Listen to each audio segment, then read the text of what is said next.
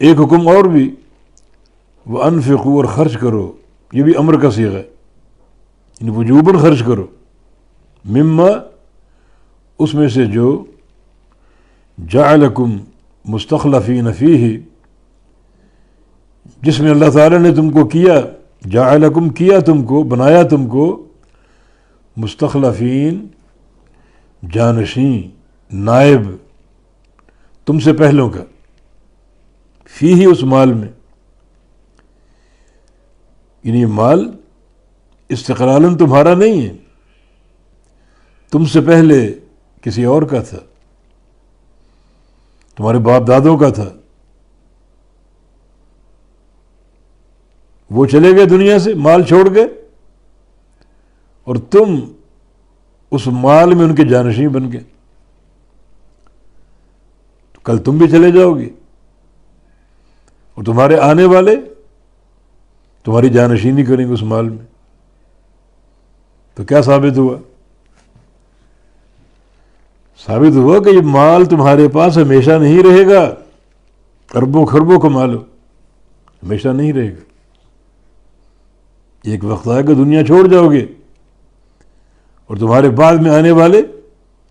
اس مال میں تمہاری جانشینی کریں گے، وہ بھی ہمیشہ نہیں رہیں گے، دنیا سے چلے جائیں گے جلد بھی یا بدیر، اور ان کے بعد آنے والے اس مال میں ان کی جانشینی کریں گے۔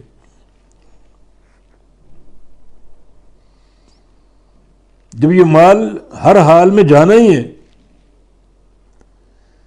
تو اس کو خرچ کر کے بھیجو۔ جب یہ بات طے ہوگی کہ یہ مال مستقل تمہارا نہیں ہے، ایک وقت مقرر تک ہے، بلاوا آ گیا، ختم، یہ ملکیت ختم، یہ مال ختم، اب تمہارے بعد والے لوگ اس کے جانشین بنیں گے، تمہارے جانشین بنیں گے اس مال میں۔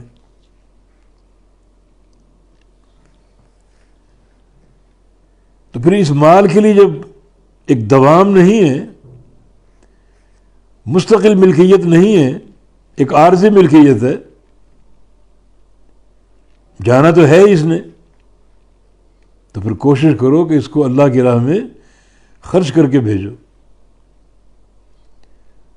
بلکہ وہ مال تمہارا محفوظ ہو گیا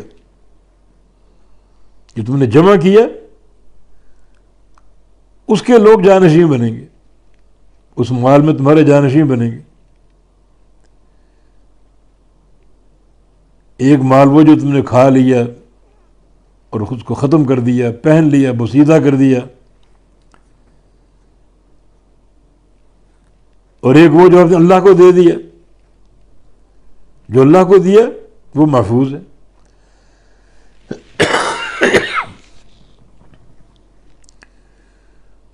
اور جو پیچھے چھوڑ گئے اس سے تمہارا ناطہ ختم، تمہارے بعد والے لوگ، تمہارے ورثاء اس مال کے میں تصرف میں تمہاری جانشینی کریں گے۔ تو پھر کیا کوشش کرنی چاہیے کہ اس مال کو ہم خود اللہ کی راہ میں خرچ کریں، وہ محفوظ ہے، وہ آگے جا کے مل جائے گا، بلکہ بڑھ چڑھ کر ملے گا۔ جس ذات کو ہم دے رہے ہیں وہ ذات سب سے بڑی سخی، صحیح بخاری کی حدیث کے مطابق کہ بندہ ایک کھجور اللہ کی رضا کے لیے خرچ کرتا ہے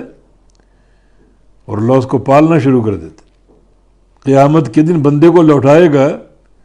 اس طرح کہ کھجور احد پہاڑ کے برابر بن چکی ہوگی اور اس کے حسنات کے میزان میں پڑی ہوگی۔ دیکھا، یہ مال محفوظ، بلکہ بڑھا چڑھا کر سینکڑوں گنا زیادہ بڑھا چڑھا کر آپ کو دیا گیا۔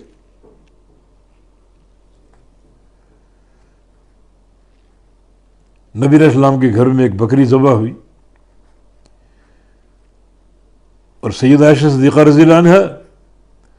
اس کا گوشت پڑوسیوں میں تقسیم کرنے بیٹھ گئی۔ نبی علیہ السلام جب نماز سے واپس آئے پوچھا بکری کا کیا ہوا؟ کہا کہ سب دے دیا، صرف ایک ذرا یعنی دستی کا حصہ باقی بچا، باقی سب دے دیا، خرچ ہو گیا۔ تو رسول اللہ علیہ وسلم نے کہ ایسا مت کہو، بلکہ یہ کہو کہ وہ دستی بچ گئی ہے، باقی سب خرچ ہو گیا۔